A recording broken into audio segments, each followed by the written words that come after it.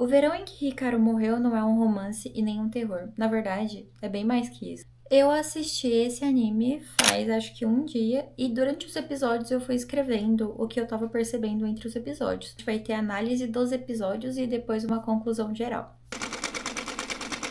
A gente já começa o episódio sabendo que o Hikaru não é o Hikaru. E a gente não conhece o Hikaru como o Yoshiki conhece. O que a gente conhece do Hikaru vai ser o que vai ser mostrado na obra. A gente nunca, de fato, conheceu o Hikaru. A gente sempre vai ver ele a partir da versão de outras pessoas. Ele prefere viver com um símbolo do que foi o Hikaru do que aceitar a morte dele. Porque ele sabe que o Hikaru que tá ali não é o Hikaru de verdade. Se apegar ao mais confortável é bem menos doloroso do que lidar com a realidade. Logo no primeiro episódio também tem uma fala sobre sentimentos, né? O Yoshiki fala que não é pro Hikaru desaparecer. Também nesse episódio a gente vê um pouco da família do Yoshiki e também já dá pra perceber um pouco da dinâmica familiar. O pai do Yoshiki é bem distante emocionalmente.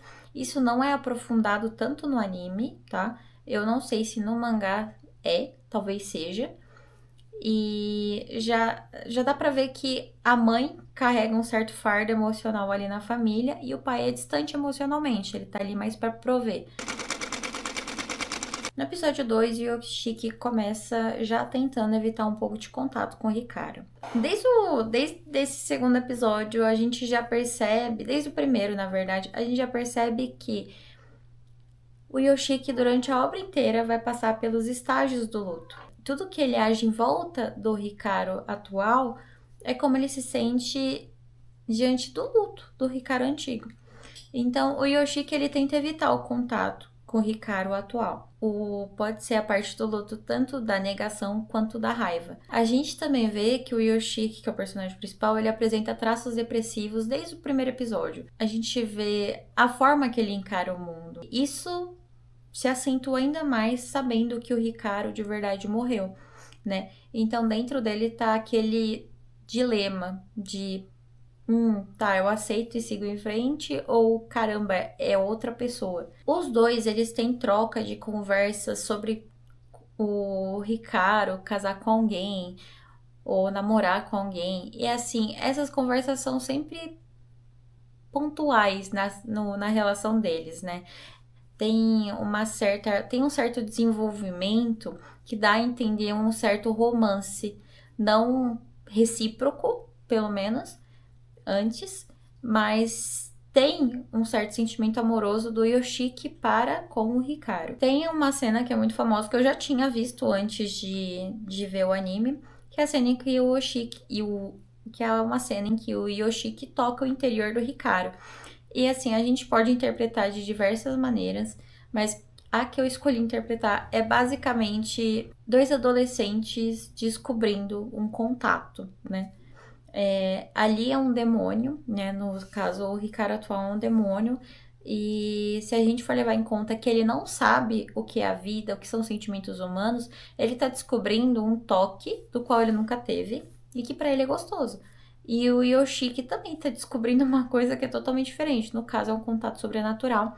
Mas toda a tensão da cena traz aquela sensação de dois adolescentes sozinhos se descobrindo juntos. O que mais acentua também sobre os sentimentos amorosos do Yoshiki para com o Hikaru antigo é ele ter dito que se arrepende de não ter dito como ele se sentia pro Hikaru antes do Hikaru subir na montanha. Porque, querendo ou não, isso traz uma melancolia muito forte pro Yoshiki, porque é uma coisa que nunca foi dita e que nunca vai poder ser dita, né? Nunca vai ser escutada pelo Hikaru antigo.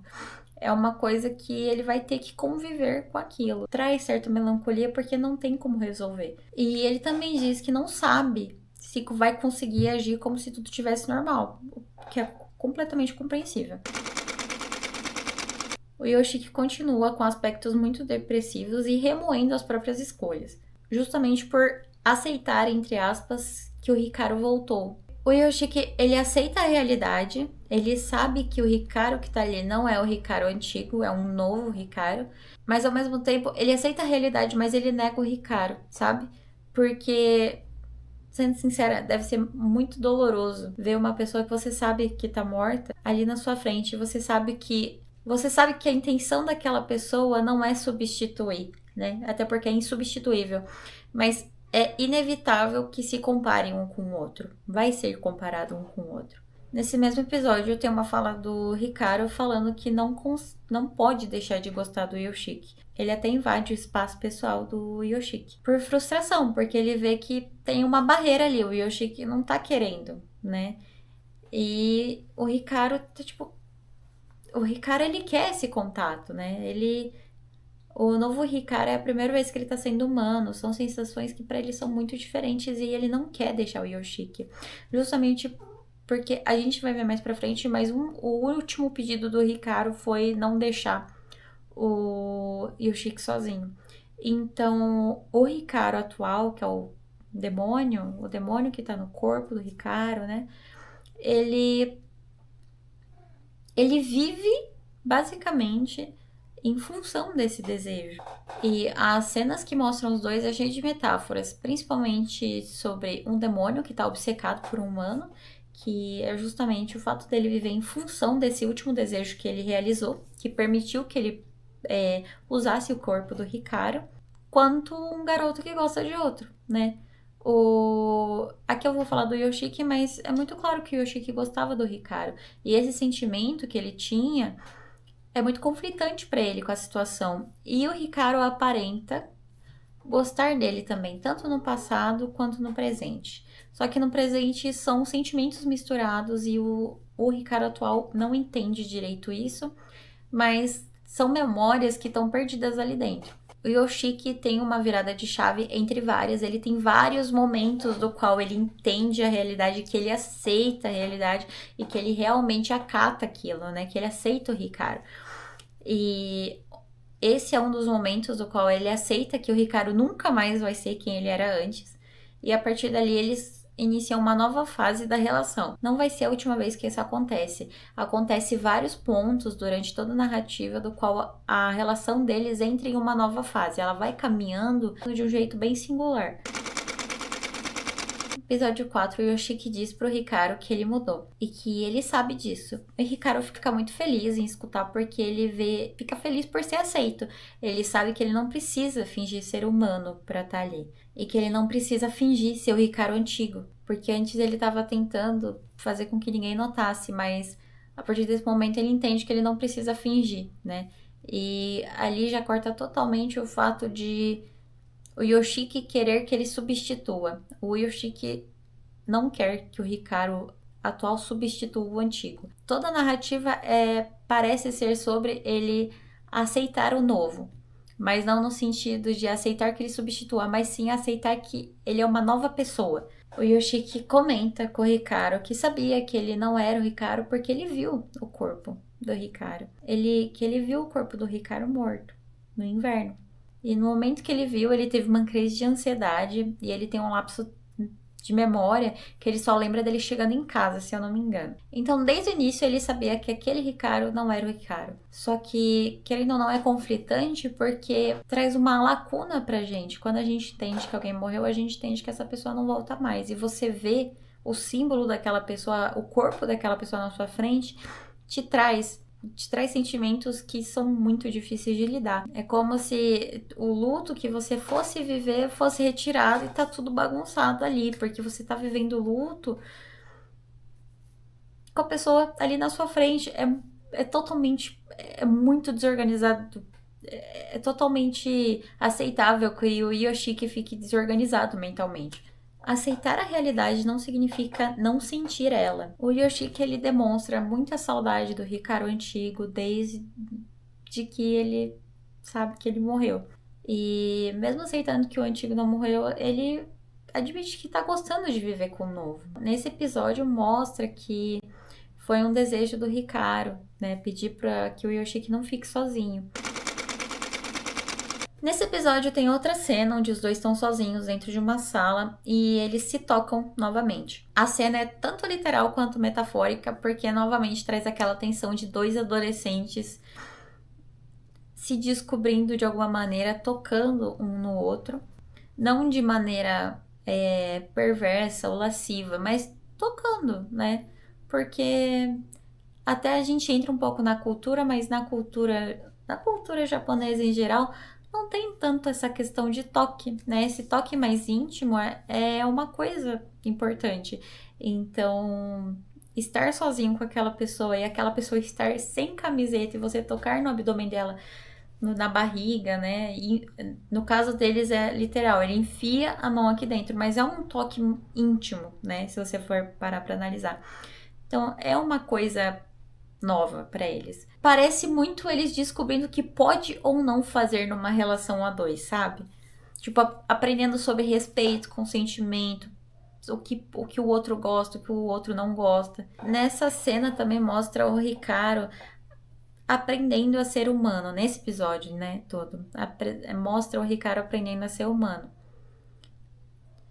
E também nesse episódio, nessa cena, mostra o Ricardo ficando numa linha tênue entre querer tocar o Yoshiki e machucar ele, porque ele sabe que se tocar demais, ele vai machucar, vai se misturar com quem Yoshiki é. Mas ao mesmo tempo ele não pode evitar, ele quer tocar, né? Tanto quanto o Yoshiki tá tocando ele. E isso acaba gerando uma exaltação, sabe? Sempre. Ele fica muito cansado mentalmente, desorganizado mentalmente também por causa disso, o Ricardo.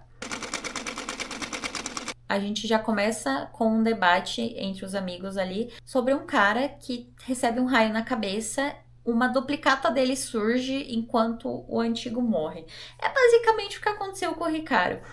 E eles estão discutindo se aquilo é válido, ele é aquela pessoa, né? O cara que apareceu é a pessoa antiga, ou se são pessoas diferentes. Porque eles têm a mesma memória, os mesmos pensamentos, as mesmas lembranças e tudo. E isso é legal, porque ele coloca o telespectador para ver aquilo a partir do que a gente tá vivendo, né? No caso, o telespectador tá tendo esse conflito junto com o Yoshiki. E eles acabam tendo esse conflito também, nesse debate interno, sobre essa situação que o Yoshiki apresenta. Esse debate, esse paradoxo, também lembra muito o de Navio de Teseu. Esse é um paradoxo filosófico que questiona se um objeto, após ter todas as partes substituídas, se ele continua sendo aquele mesmo objeto. Ele é um navio e as tábuas vão sendo trocadas conforme elas vão estragando, né? E a partir do momento que todas as tábuas forem trocadas, aquele navio continua sendo o mesmo navio? E se a gente pegar todas as tábuas que estavam um pouco estragadas e foram guardadas e montar o navio de novo, agora vai ter dois. O que foi montado pouco a pouco, trocando as tábuas, e o com as tábuas antigas. Qual que é o verdadeiro? E o luto ali não é linear. Isso é uma coisa que o anime mostra com muita clareza. O Yoshiki, ele passa por muitas fases do luto, mas em nenhum momento é linear, tipo, certinho, cada fase uma atrás da outra. Não. É bagunçado. Igual um luto é de verdade. Ele passa por muitos momentos de aceitação, tristeza, raiva, principalmente. E é comum na situação que ele tá. E em contrapartida mostra o Ricardo não sabendo quem ele é agora, porque ele tá com memórias e lembranças e sentimentos do Ricardo antigo, mas ele também tá desenvolvendo, ele tá vivendo e desenvolvendo sentimentos, lembranças e a própria subjetividade. Então, são duas subjetividades e personalidades que estão em conflito. Ele não tá sabendo diferenciar qual sentimento é dele e qual é o do Ricardo antigo. Porque querendo ou não, eles são juntos já, né? Mesmo que ele tenha lembranças do antigo, ele também tem a própria subjetividade, do qual faz com que ele interprete a realidade de outra maneira. No episódio 7, a gente vê que o Yoshiki tem uma falha muito grande de comunicação e ele naturalmente já é introspectivo e ainda mais com traços depressivos, um acentua o outro. Nesse episódio em específico, ele tira o dia para matar a aula, o Yoshiki, que é o dia que o coral vai apresentar. Todos os desejos que diz que queria fazer, ele acaba realizando. E durante todo o episódio eu tive uma sensação de despedida. E durante todo o episódio eles se divertem, eles fazem várias coisas, só que o Yoshiki ainda assim, ele fica receoso, dá pra perceber que ele tá planejando alguma coisa durante todo o episódio, só que você não sabe o que é. E ele tá meio estranho, mas ele tá querendo fazer tudo que o Ricardo quer fazer, ele tá realizando tudo que o Ricardo quer fazer, só que ele tá estranho. Ele parece ter alguma coisa planejada, mas ele não conta ao telespectador. O plano se revela quando eles estão no quarto do Yoshiki e o Yoshiki tenta esfaquear o Hikaru. Na verdade, ele consegue. Tenta matar, mas o Hikaru é imortal. Quando ele vê que isso não é possível, ele pede para ser morto. E quando ele pede, o Hikaru ele entra em um breve colapso, perguntando se aquilo é um pedido, porque se for um pedido do Yoshiki, ele não pode negar. O Hikaru, em contrapartida, ele pega uma própria parte de si e dá pro Yoshiki, para se enfraquecer, se auto-enfraquecer em prol do Yoshiki. Então ele dá ao Yoshiki metade do que ele é por dentro. Assim, ele tenta entender um pouco do que é o conceito de vida, da fragilidade humana.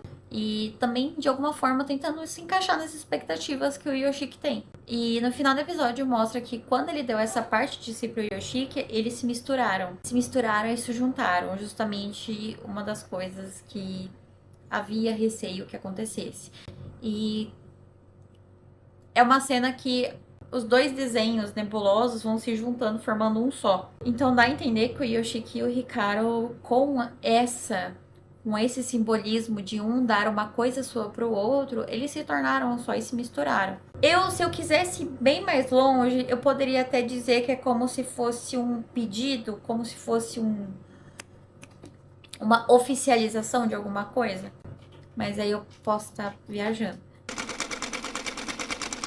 O Hikaru não sabe o que é, ele pensa sobre isso, mas ele não sabe responder o que ele é.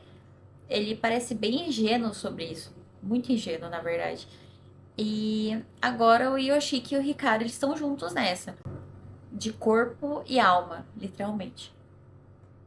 Então eles decidem pesquisar sobre o que está acontecendo, sobre a história da vila, sobre a história do vilarejo, sobre a história de toda a região, sobre a montanha, sobre tudo que eles conseguem. O vilarejo começa a ter mais acidentes estranhos, mais acontecimentos violentos. E depois que o Hikaru deu a parte de si pro Yoshiki, ele não consegue mais acabar com as maldições igual ele conseguia. Tem um episódio que ele consegue comer uma maldição que ia atacar o Yoshiki. E agora ele não consegue mais fazer isso, porque ele tá mais fraco. E eles dois entendem que eles não têm a mesma visão de mundo. O Yoshiki sabe que o Hikaru nunca poderia entender completamente a visão dele, de um humano, porque ele nunca foi um humano. O Hikaru atual nunca foi um humano. Então, mesmo que ele tenha as lembranças, as memórias do Hikaru antigo, ele não consegue entender o que significa a vida para ele. Nem dois humanos conseguem se comunicar e fazer com que um entenda completamente o outro. Imagina um humano e um demônio. E eles parecem estar cada vez mais entrelaçados um no outro, nessa relação, nesse destino dos dois, nessa história que eles estão construindo, mas de alguma forma os dois sabem que aquilo não tem como manter a longo prazo. Principalmente o Yoshiki. O Yoshiki ele traz essa sensação conforme ele fala as coisas. Ele entende que não tem como manter isso para sempre. A gente descobre que a vila tá tendo mais acidentes violentos, mais acontecimentos desse tipo, porque o que tava na montanha desceu. No caso, o demônio que tá dentro do Hikaru. Então, as assombrações, as coisas elas são atraídas pro Hikaru. Então, como o Hikaru agora vive no vilarejo, as coisas estão ali ao redor e por isso que tá acontecendo muito mais coisa. A gente descobre também que o Yoshiki ele mantém uma lápide, ele fez uma lápide pro antigo Hikaru. E eu não sei se é claro para as outras pessoas a importância disso, mas o fato dele ter uma lápide do antigo Hikaru é muito simbólico, porque é com o caixão, com a lápide, com o funeral que a gente entende e começa aquele processo de luto de fato, porque a gente vê o final, né? A gente sabe que tem um final mesmo. E ele ter feito essa lápide demonstra que ele não tá querendo substituir um com o outro. Ele entende que são duas coisas diferentes, são dois Ricardos diferentes, né? Ele não tenta substituir um com o outro, ele entende completamente a situação. Só que ele gostar de estar convivendo com o novo, ele gostar de estar tendo essas experiências com esse novo, não significa que ele não vai sentir falta do antigo. Até porque são pessoas diferentes. O Hikaru até questiona se o Yoshiki gostava do Hikaru antigo. E o Yoshiki fala que prefere não falar. E o Yoshiki fala que vendo o corpo do Hikaru atualmente, ele não sente nada emocionalmente. Só que eu sinto que isso é uma coisa mais evitativa do Yoshiki, sabe? Mesmo que ele não demonstre sentir alguma coisa emocionalmente, são momentos muito íntimos entre os dois. Ele também dá muita ênfase sobre o fato de que o Hikaru atual e ele próprio, o Yoshiki, eles têm o próprio tipo, o próprio jeito, eles têm a própria dinâmica de relação, que é diferente do qual o Yoshiki tinha com o Hikaru antigo. Eu notei um novo vínculo se formando, né? Uma nova fase se formando na relação entre eles. Que, como o próprio Yoshiki diz, eles têm um próprio jeito, que nunca vai ser como o vínculo que ele tinha com o Hikaru antigo, né? Mas o Hikaru antigo também nunca teria esse vínculo atual com ele. Eles estão dispostos a procurarem um jeito de fazer com que o Hikaru permaneça ali entre os humanos. Então, dá pra ver que eles estão muito empenhados em se manter juntos. No episódio 10, a gente tem algumas falas que fazem refletir. O que é um ser humano, né? O que significa ter alma? Porque não é uma coisa palpável. Uma duplicata se inserir das memórias e lembranças, essa duplicata se torna um humano, mas ao mesmo tempo, quando a resposta a gente fala, não, não é um humano. Só que o próprio Hikaru é a experiência disso, né? Ele desenvolve um senso de identidade, de personalidade, conforme ele tem as próprias vivências ali. E mesmo ele tendo as lembranças e memórias do antigo, ele tem a própria percepção das coisas, que é diferente do antigo. Não tem como ele ser igual, porque mesmo ele sendo uma entidade, um demônio, seja lá o que ele for, ele ainda tem a percepção que traz com ele o que ele era, né? E se mistura com quem o Hikaru um dia foi. O Yoshiki decide ter uma conversa com o próprio pai para descobrir sobre a família do Hikaru, a família Indo. Porque eu foquei mais nos sentimentos e nas emoções, da percepção da relação dos dois, mas durante toda a obra também tem um terror e um mistério envolvido, tá? E conforme eles vão pesquisando, eles vão escutando rumores sobre o que aconteceu, que aquela montanha daquele jeito. Então o Yoshiki vai perguntar pro pai dele, que era muito próximo do pai do Hikaru. Porque o Hikaru, apesar de tudo, ele não tem memória do que é o pecado da família Indo, o porquê que ele estava na montanha, o que ele tinha que fazer na montanha, o ritual que ele tinha que fazer. Isso é uma outra parte importante. Como eu disse sobre o episódio 1, o pai do Yoshiki, ele tem um distanciamento muito forte, muito grande. Então, o Yoshiki ir atrás dele para conversar sobre alguma coisa mostra um passo novo, sabe? Uma fase nova. Ele tá indo atrás do pai dele para conversar e eles têm uma conversa de pai e filho, né? Coisa que eles não tinham fazia muito tempo. Nesse episódio específico, o Yoshiki ele demonstra sentir falta do antigo, mas com uma aceitação muito clara de que, assim, sinto falta dele, mas tá tudo bem, né? Assim, ele entende que não vai voltar, ele entende que o Hikaru atual é uma pessoa nova. Ele já sabia, mas saber é diferente de aceitar. O Hikaru quase chega a atacar o Yoshiki, só que sem intenção, né? Ele não tá tendo controle daquilo. E o Yoshiki até tenta acalmar ele e o Hikaru tem um surto. Ele fala: Meu Deus do céu, por que eu tô fazendo isso? E a gente vê que o Hikaru é uma bomba. A gente vê que o Hikaru é uma bomba relógio. Independente se ele tá fraco ou forte, as impurezas que estão ali no vilarejo continuam como sempre estiveram. Antes de ser um demônio, ele também é um garoto, né? Ele é um garoto que tá passando pela adolescência. E apesar de todo o poder que ele tem, a gente tem que lembrar que um adolescente ele tá em formação, né? De personalidade. Então isso bagunça ainda mais. Ele tem medo da solidão, mas ele também tem medo de ficar perto do Yoshiki, porque ele sabe que a chance de machucar é muito grande. Ele sabe que querer ficar perto do Yoshiki é egoísmo. Em um dos episódios, a Sako, que é uma personagem, ela já diz que ela sabe que o Hikaru não é o Hikaru. Nisso, o Hikaru quase ataca ela, né? Ele chega a tocar nela e ela perde a audição de um dos ouvidos, acho que é o direito.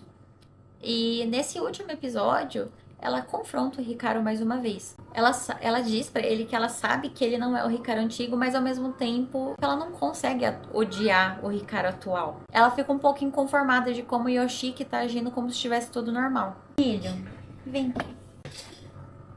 Muito chato às vezes. A gente vê o Ricardo também se sentindo culpado por ter tirado o direito do luto que o Ricardo antigo tinha, né? O Ricardo antigo morreu e ninguém sabe, ninguém viveu o luto que deveria viver. Ninguém sabe que ele morreu, né? Então isso não faz diferença para as outras pessoas. Mas para ele, o Ricardo atual faz diferença porque ele tirou o direito que uma pessoa tinha. E o Ricardo, ele quer voltar pra montanha, porque voltando pra montanha, na cabeça dele, ele vai fazer com que as impurezas vão para lá de novo e que fiquem por lá como era antes. O Yoshiki se recusa e o Ricardo ainda pede desculpas por não conseguir cumprir o último pedido do Ricardo antigo, que é não deixar o Yoshiki sozinho. Mas ele faz isso para tentar deixar o Yoshiki protegido. E novamente a gente tem mais uma confirmação que o Ricardo atual é uma outra pessoa, né? Do Ricardo antigo, até nos gostos. De sabor, de coisa, de comida, de filme, de estudar. Eles são totalmente diferentes. E como eu disse, a gente vê que os dois são egoístas, né? Eles sabem que é perigoso um ficar perto do outro, mas eles não querem ficar longe, eles não querem se afastar. Eles preferem ficar juntos, né? Correndo um perigo do que ficar longe. O Yoshiki admite que o Ricardo não é um substituto, como já dava para ter visto antes. E que o Ricardo é uma pessoa na vida que ele não quer que vá embora. Então a gente vê que são dois garotos egoístas, igual 90% dos adolescentes. E é uma relação fofa. Esse foi o último episódio, né? Eles acabam ficando juntos um com o outro, né? O Ricardo não vai pra montanha e termina assim. Oi, gente, eu tô atrapalhando minha mãe. Eu não gosto que minha mãe me pega assim, eu não gosto. Eu não gosto. Minha opinião sobre o verão em que Ricardo morreu. A obra não é só sobre terror ou sobre um romance de adolescente, mas a obra toda é sobre luto. É notável todas as fases dele durante toda a obra e de uma forma que não é linear, é de uma forma bagunçada, é de uma forma que cada pessoa sente de um jeito. O Ricardo antigo morre no inverno. Só que o nome do anime, ele traz a alusão ao fato de que o Yoshiki só aceita a morte do amigo mesmo no verão, né? Que é quando a gente vê esses episódios acontecendo. Eu decidi ver o anime por indicações incessantes de muitas pessoas e eu não sabia o que esperar. Eu tinha visto algumas cenas no Twitter, mas nada demais. O sentimento que eu tive durante todo o anime foi um sentimento de despedida, de luto, igual eu mencionei aqui, de adiar um fim inevitável. Quando eu vi o último episódio, eu pensei que ia acabar ali, né? O Ricardo ia pra montanha, ele de fato ia ser dado como morto pra vila e ia acabar. Mas não, acabou de um jeito totalmente diferente. Acabou que os dois decidiram ficar juntos, né, ali e pesquisar mais pra como isso ia acontecer, porque eu acho que vai ter mais coisa, mas enfim.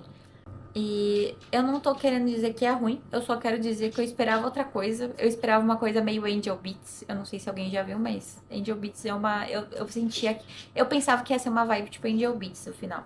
O anime ele agrada a muitos públicos porque tem toda a questão de terror, mistério, investigação. E também tem a parte de romance, mesmo que um pouco velada. A relação amorosa desenvolvida ali é de uma maneira muito velada, discreta e até fúnebre, né? Porque a gente vê o Yoshiki tendo luto sobre todo o sentimento que ele tinha pelo antigo Ricardo e criando um novo vínculo com o novo. Os sentimentos atuais do Yoshiki pelo Ricardo, eles não são explicados de uma maneira muito clara, mas dá pra ver que o vínculo deles é muito forte. E também é claramente impulsionado pelo que ele tinha com o antigo, mesmo sendo uma relação nova. A arte do anime é uma coisa que me pegou muito também, porque tem cenas que se mistura a vida real, né, filmagens da vida real com o anime, com os personagens são desenhados por cima de uma filmagem da vida real. Toda a arte, todo o desenho, as animações são muito fluídas e eles usaram CGI, né, de uma maneira muito boa. Eles usaram de uma maneira que ficou muito bem colocada. As animações das assombrações e das trocas de realidade, né, da visão do Yoshiki, da visão do Hikaru, que dá aqueles glitches, que troca a cena de uma maneira inesperada, também são muito boas. E as animações do que tá dentro do Hikaru, né? Toda aquela nébula, aquele negócio misturado que vai do Hikaru para as coisas, é muito bem desenhado. Todo o anime é muito bem desenhado. Isso é um outro ponto muito bom.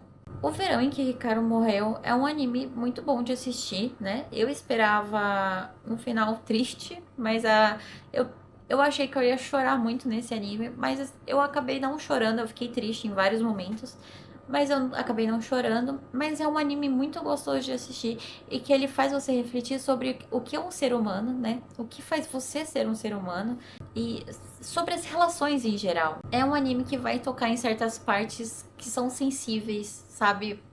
Se você é uma pessoa que já passou por algum momento de luto, por alguma relação, sabe? De ida e vinda, por relações complicadas, vai te pegar de algum jeito, vai te tocar de alguma forma. Mas não vai esperando que vá ter uma relação romântica, nossa, super. Uau, eles são namorados. Não. Eles são adolescentes que têm sentimentos e estão se descobrindo, sabe? Mesmo tendo citações a uma coisa amorosa, não há de fato nada tão explícito e não é o foco da obra também.